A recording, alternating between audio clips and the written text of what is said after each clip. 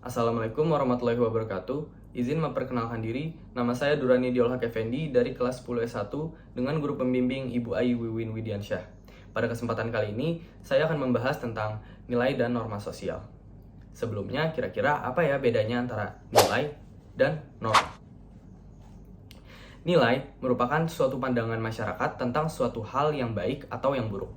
Sementara, norma merupakan aturan-aturan yang berlaku pada masyarakat itu sendiri. Bedanya antara nilai dan norma, norma bersifat nyata, jelas, dan tegas.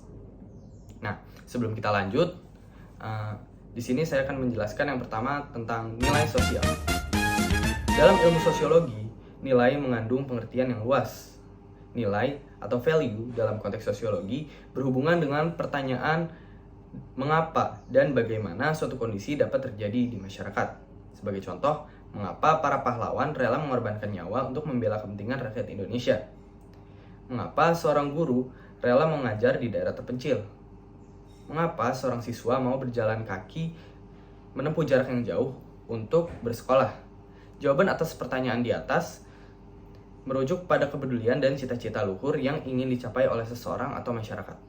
Berikut ini pendapat para ahli tentang nilai sosial adalah sebagai berikut. Yang pertama, menurut Surjono Sukanto, ia mendefinisikan nilai sebagai konsepsi abstrak dalam diri manusia mengenai apa yang dianggap baik dan buruk. Dengan demikian, nilai sosial adalah nilai yang dianut oleh suatu kelompok masyarakat.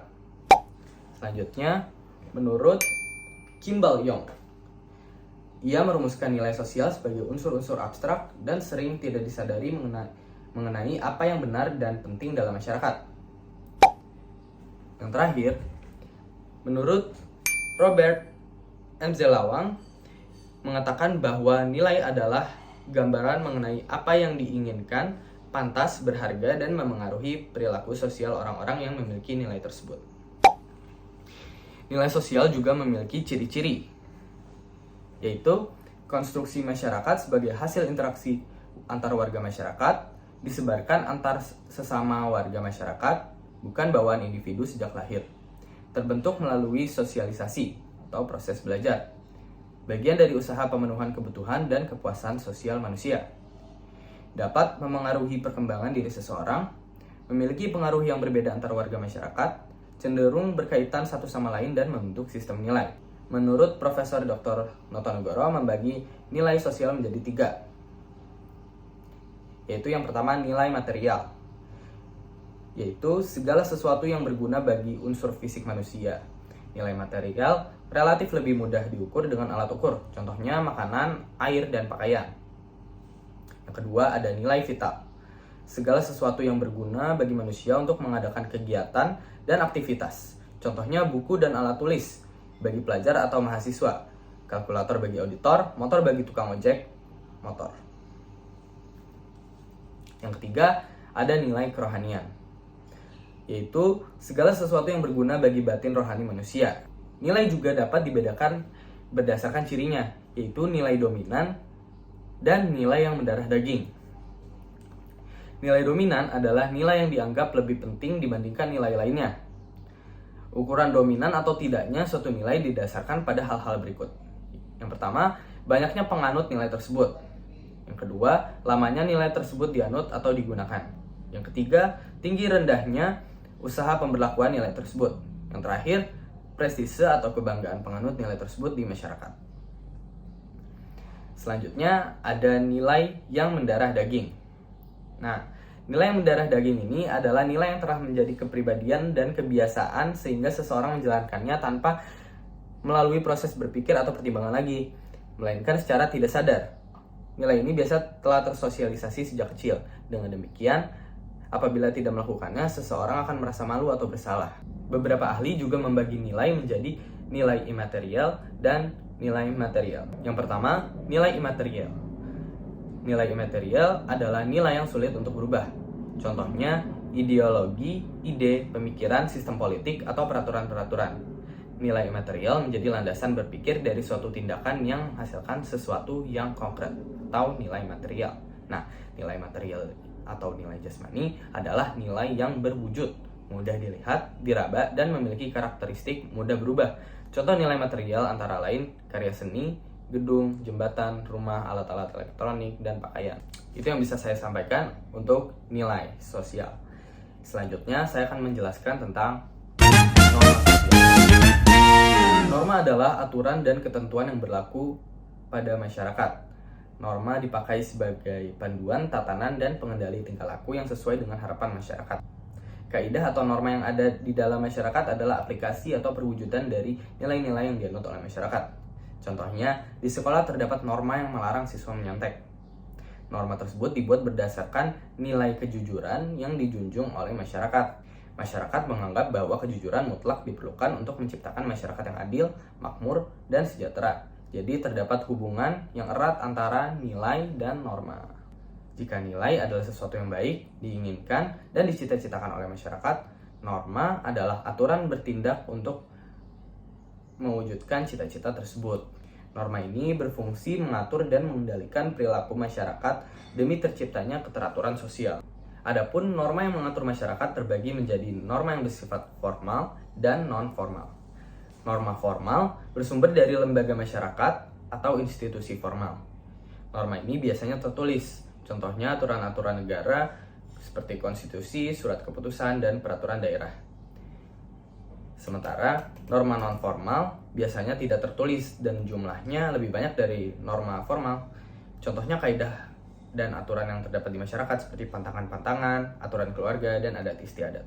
Adapun norma yang berlaku pada masyarakat dibagi menjadi beberapa tingkatan, yaitu tingkat yang lemah, sedang, dan kuat. Yang pertama yaitu norma cara, yaitu norma yang paling lemah daya pengikatnya karena orang yang melanggar hanya mendapat sanksi dari masyarakat berupa cemoohan atau ejekan. Yang kedua ada kebiasaan atau folkways, aturan dengan kekuatan mengikat yang lebih kuat daripada usage. Kebiasaan adalah perbuatan yang dilakukan berulang-ulang sehingga menjadi bukti bahwa orang yang melakukannya menyukai dan menyadari perbuatannya. Kebiasaan-kebiasaan ini disebut sebagai tradisi dan menjadi identitas dari masyarakat tersebut. Yang ketiga, ada tata kelakuan atau mores, yaitu aturan yang sudah diterima masyarakat secara sadar atau tidak sadar dan dijadikan alat pengawas atau kontrol terhadap anggota-anggota masyarakat. Tata kelakuan mengharuskan anggota masyarakat untuk menyesuaikan tindakan dengan aturan yang berlaku. Pelanggaran terhadap tata kelakuan akan diberi sanksi berat, seperti dipermalukan di muka umum. Yang terakhir, ada adat istiadat atau custom. Norma ini pada umumnya tidak tertulis, tetapi memiliki sanksi, baik langsung maupun tidak langsung. Sanksinya berupa sikap penolakan dari masyarakat. Bagi masyarakat tradisional, penolakan masyarakat merupakan hal yang sangat menyakitkan, karena sebelumnya mereka merupakan anggota masyarakat yang hidup dari dan di dalam masyarakat. Selain dibedakan ke dalam beberapa tingkatan, norma yang berlaku di masyarakat dapat diklasifikasikan sebagai berikut. Yang pertama, norma agama adalah norma yang berdasarkan atas ajaran atau kaidah suatu agama. Norma ini bersifat mutlak bagi para penganutnya. Orang yang menaati norma agama akan diberikan keselamatan di dunia dan akhirat, sedangkan yang melanggar akan mendapat hukuman. Kemudian ada norma kesusilaan, adalah norma yang didasari pada hati nurani atau akhlak manusia. Norma ini bersifat universal, artinya setiap orang di dunia memilikinya, hanya bentuk dan perwujudannya yang berbeda-beda. Contohnya, jujur dalam perkataan dan perbuatan, membantu orang lain yang membutuhkan, dan menghormati sesama manusia. Berikutnya, ada norma kesopanan, yaitu norma yang berpangkal dari aturan tingkah laku di dalam masyarakat. Contohnya, cara berpakaian, bersikap, dan berbicara. Norma ini bersifat relatif, dalam arti penerapannya berbeda di berbagai tempat, lingkungan, dan waktu. Misalnya kategori berbusana pantas antara tempat yang satu dan yang lain terkadang berbeda. Lalu ada norma kebiasaan atau habit. Adalah hasil dari melakukan perbuatan yang sama secara berulang-ulang sehingga menjadi kebiasaan. Orang yang tidak menjalankan norma ini biasanya dianggap aneh oleh lingkungan sekitarnya. Contohnya, kebiasaan melakukan syukuran atau doa bagi anak yang baru dilahirkan atau kegiatan mudik menjelang hari raya keagamaan. Terakhir, ada norma hukum. Norma hukum adalah himpunan petunjuk atau perintah dan larangan yang mengatur tata tertib dalam suatu masyarakat atau negara. Sanksi pada norma hukum bersifat mengikat dan memaksa. Sanksi ini dilaksanakan oleh suatu lembaga yang memiliki kedaulatan, yaitu negara. Ciri norma hukum antara lain diakui oleh masyarakat sebagai ketentuan yang sah dan terdapat lembaga penegak hukum sebagai pihak yang berwenang memberikan sanksi. Tujuan norma hukum adalah menciptakan suasana aman dan tentram dalam masyarakat. Contoh norma hukum antara lain larangan melakukan tindak kriminal, aturan wajib membayar pajak, dan mematuhi rambu-rambu lalu lintas. Cukup sekian dari saya. Wassalamualaikum warahmatullahi wabarakatuh.